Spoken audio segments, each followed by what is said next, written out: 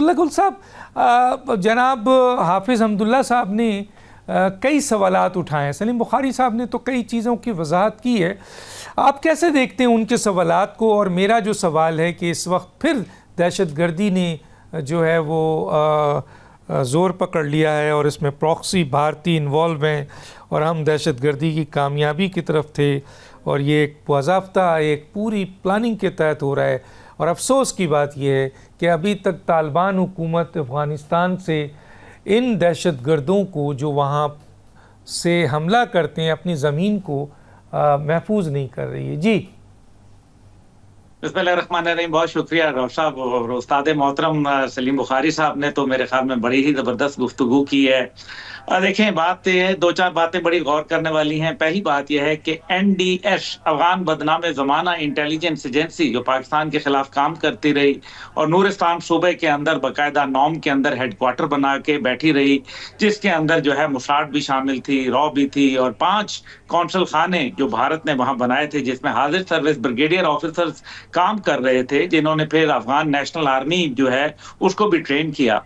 आखिर ये 3.5 लाख के करीब लोग थे। अफगान हुकूमत तब्दील होती है और तालिबान रिजीम आती है। ये बताइए कि वो लोग कहाँ चले गए और जिनके इंटरेस्ट हमेशा से पाकिस्तान के मुखालफत में थे, और जाहिर है आज भी वो ट्रेंड लोग मौजूद हैं जिनके नेटवर्क भी मौजूद हैं, न सिर्फ इस खित्ते के अंदर बल्कि मगरिब तक उनके डांडे जाके मिलते हैं। ये वही लोग थे जो कुछ तो जहाजों में लटक के चले गए और कुछ जो है बहुत सारे लोग यहाँ रह गए। पहले बात है, इसको गौर करना जरूरी है। दूसरी बात यह है कि आपकी तकरीबन 2,02,000 फौज जो है इस बॉर्डर पे जो 2642 किलोमीटर है इसके ऊपर लगी हुई है।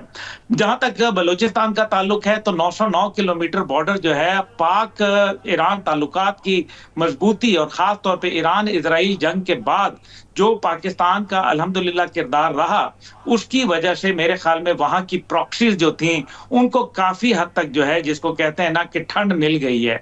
लेकिन इसके बावजूद एक फैक्टर बहुत अहम है और वो है आपका अफगानिस्तान के अंदर अमेरिका का $10 बिलियन का असला छोड़ के जाना।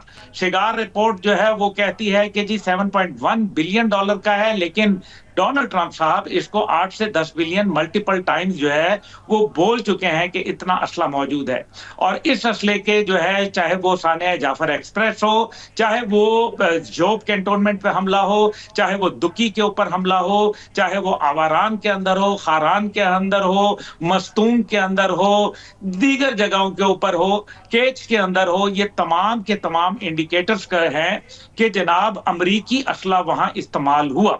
और अगर अमरीकी असला इस्तेमाल हुआ और रॉ की ट्रेनिंग उनको मिली और खास तौर पे सैटेलाइट इमेजेस जो है उनको दिए गए, तो जाहिर है देखिए ना, एक ट्रेंड जो सोल्जर है वो तो वर्दी पहन रहा है, लेकिन दहशतगर्द के चेहरे पे तो नहीं लिखा हुआ कि वो दहशतगर्द है। इंटेलिजेंस बेस्ड ऑपरेशंस होते हैं, बड़ी कामयाबियां भी हुई हैं। गुलजार इमाम शंबे को, सरफराज बंगल रई को बाकायदा कौमी धारे में शामिल किया गया और BLA, BLR, BLF और BYC जैसी तंजीमों की कमर काफी हद तक तोड़ी गई।